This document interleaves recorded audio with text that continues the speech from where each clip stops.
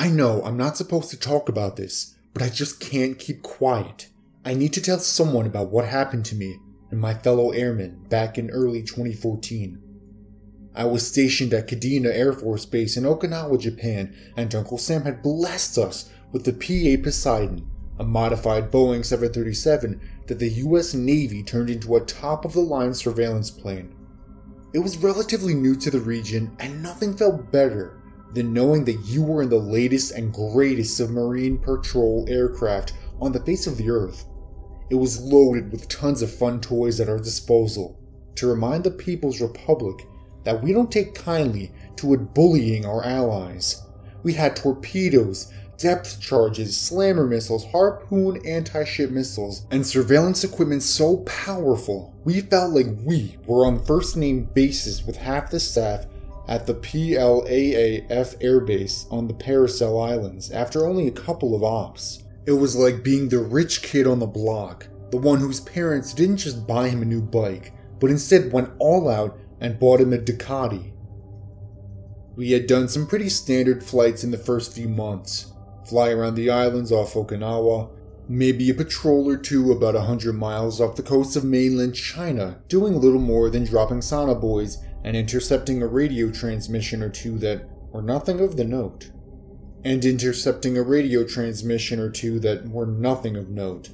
Then word came down that we were to do a relatively close flyby of Hainan Island, following pretty much the same route that a Navy EP-3 flew during the infamous Hainan Island incident. Our briefing was pretty bare bones, but suffice to say, we were supposed to investigate a mysterious signal another patrol had encountered the day before, originating from somewhere in the ocean near Hainan. This route would give us 70 miles separation from Hainan's coastline and keep us 100 miles away from the PLAAF installation on the Paracel Islands. There was a little animosity amongst the crew, but bravado and rough humor diffused the situation pretty quickly. I recall our co-pilot suggesting that his life would be easier if he just deserted, went native, and took one of the local girls as his wife.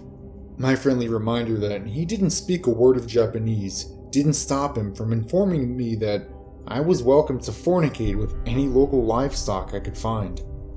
Happy or not, we soon found ourselves loaded up on our Poseidon and heading along the same path that EP-3 took on that fateful day back in 2001. The trip to Hainan itself was quite boring, which was fine by me. We had been in the air for a little over 7 hours doing our regular business when we could see the coast of Hainan off in the distance. The trip had pretty much just consisted of scanning the radar to see civilian aircraft moving along their pathways as was expected. When we reached the target area, we dropped 200 feet to drop sonobuoys and let the sensors do their thing scanning the waters beneath us. 10 minutes crept by with not so much as a peep from my instrumental panel. Just as I was beginning to feel more relaxed, one of my sensors pinged a contact about 90 feet beneath the waves. The contact didn't fit the characteristics of any submarine I knew of, and it's my job to recognize the sonar signatures of submarines. For one, it was moving way more than what is expected of a submarine. The network of sonobuoys we had deployed picked up something clipping along at an unbelievable 300 knots. I did a double take. There's no nation in the world that has a sub that can go that fast. The Russians had one back in the Cold War that could maybe go 45 knots. But that was just ludicrous.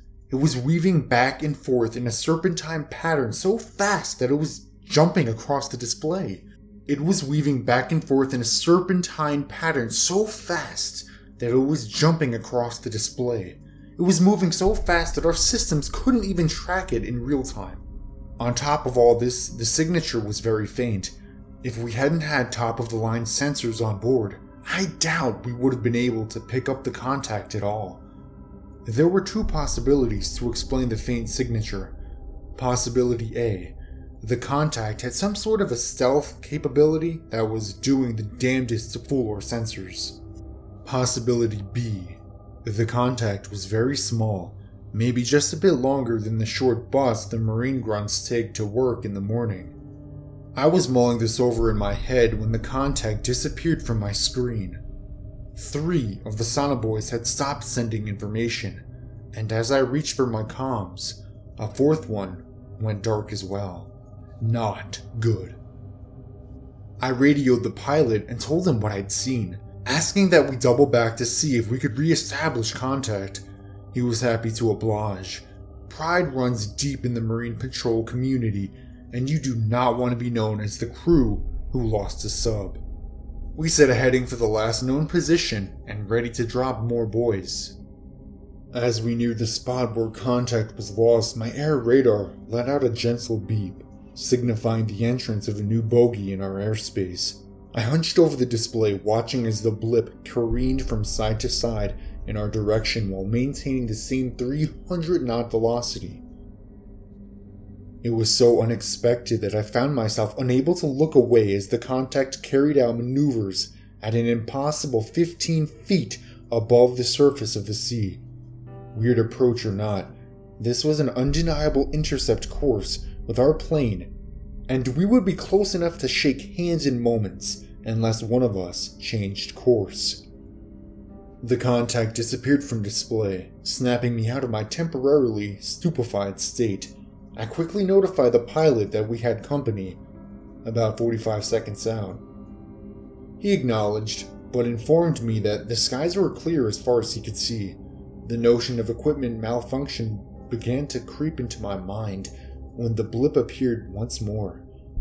This time, it was at 200 feet, our exact operating altitude.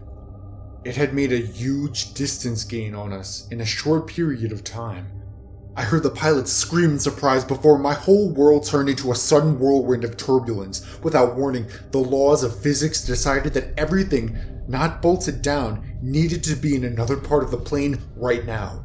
Unfortunately, I was one of those objects. Our PA pulled up and banged starboard, sending me tumbling out of my chair and rolling towards the aft of the plane. I had taken off my safety harness when I visited the chem pod about 2 hours prior and had simply forgotten to put it back on. Yeah, I know it's regulation to be strapped in, and shame on me for not being by the book. Buckle yourself or go fuckle yourself, one of my instructors used to say. I was most definitely being fuckled right now. Engine 1 is out, the pilot yelled over the comms. I go back to my feet about 2 stations away from where I started. 3 meters doesn't seem like a long distance until you're ragdolled that distance with a sudden stop 5 seconds later. Another crew member offered an outstretched hand to help me stabilize, and I gratefully took it and started to make my way back to my seat. Bandits making another pass. Brace! The plane shuddered as it bit into a hard turn, stalling my attempt to return to my post. I was about to try and inch my way back to the safety of my seat when the whole station was torn apart from my eyes. Before my eyes. Bullets ripped through the fuselage, sending fragments of metal and plastic flying in all directions. I dropped to the ground, covering my head with my arms, as a shower of sparks and debris rained all around me.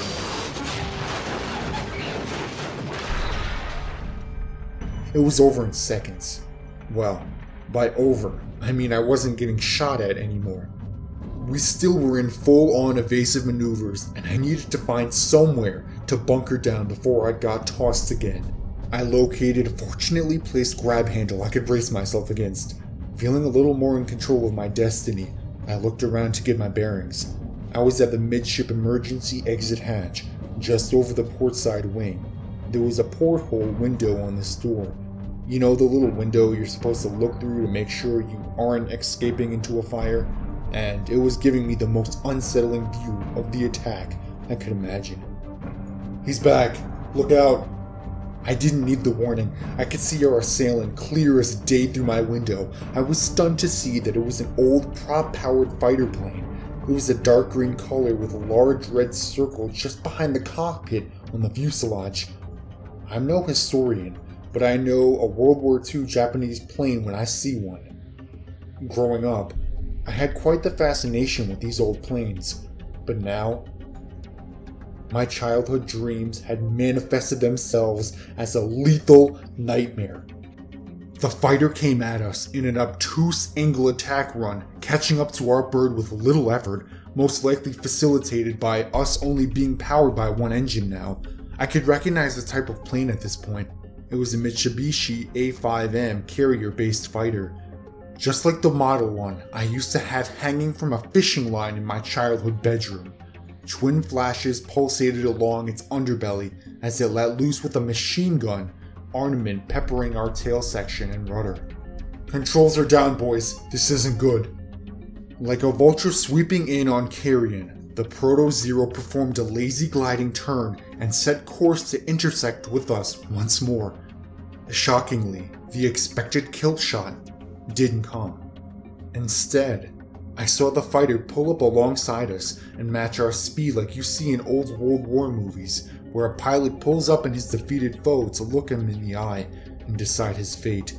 But nothing about this felt like an honorable aerial duel of yore. When the plane reached its mark alongside our bird, I was able to get a look at it. Well, the seemingly empty space where there was supposed to be a pilot.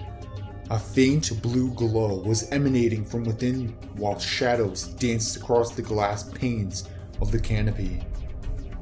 I was completely transfixed, mesmerized as a child would be by fireworks.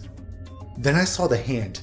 Amidst the playful light, a hand clawed at the bullet-resistant glass as though something within was attempting to break out. The owner of the hand made an appearance soon after. It was a young man, no older than 20, rising up from the cramped pilot's compartment and blearily looking around as if he wasn't entirely sure where he was. Finally, he looked right in my direction, his face a twisted mask of pain and sorrow, but overlaid with a hint of surprise, as though he just realized he was attacking another plane. His hands snapped to attention, grabbing at what must have been where the flight controls were located. He frantically pulled at them, throwing the full weight of his body against the controls, but to no avail. He turned to me, and I could see him yelling, his mouth agape while his breath left patches of fog against the canopy. He banged against the glass for about 20 seconds in a vain attempt to free himself from his high-speed prison. Sobbing, he stopped and stared into my eyes. He began to write something on the fogged glass, but I could hardly make it out. I thought I knew what it said, but before I could be positive, the plane veered sharply away. I watched him leave with dread. This wasn't the type of turn you would typically see when a pilot was breaking off engagement. This was one of those hard turns, aggressive and mean and full of flight. The fighter was going to make another pass while we sailed along with one engine and a badly damaged rudder. Sitting duck always sounds like a fun expression, until you are the sitting duck. Worse still is knowing that you are a sitting duck leading up to a kill shot. Second after excruciating second slide by while you wait for the inevitable. He's coming in for the kill, and he's brought a friend. That made my stomach turn. 2 of them? Looks like we're sailing the Poo-Poo River without a boat, let alone a paddle. There was no way we could.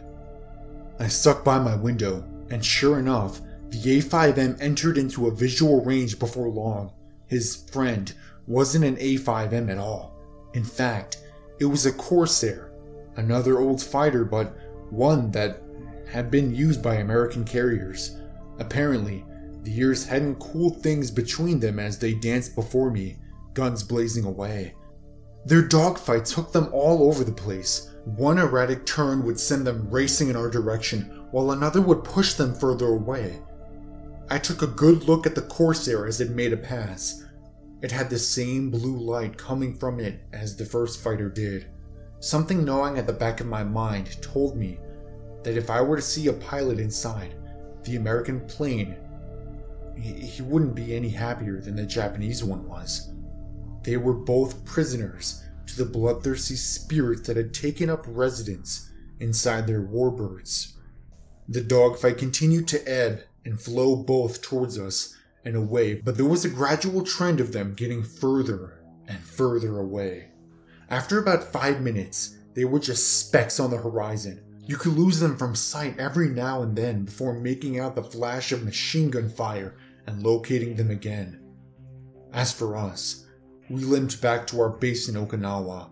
The whole crew was pretty shaken up, and it was quite the treat to explain to our superiors how a World War II aircraft flown by a blue light knocked the crap out of us over the South China Sea. But that was all okay, because we were rescued by another World War II aircraft flown by the same blue light. The whole crew was sent for one-on-one debriefings, and even the ground crew we interacted with were brought in to make sure they knew what did and did not happen. Nothing happened as far as the Navy was concerned. We were sworn to secrecy and reminded about how the government could find very, very deep, dark holes to dispose of annoying people. I just can't stop thinking of that young pilot's face though. I still have nightmares about what happened, but in my dreams, I can make out what that Japanese pilot was writing on the cockpit's glass. It says, "Forgive me." He's begging for forgiveness so he can be released from his living hell. Deep down, I know that those two pilots may never find peace, and they're still out there, fighting and suffering.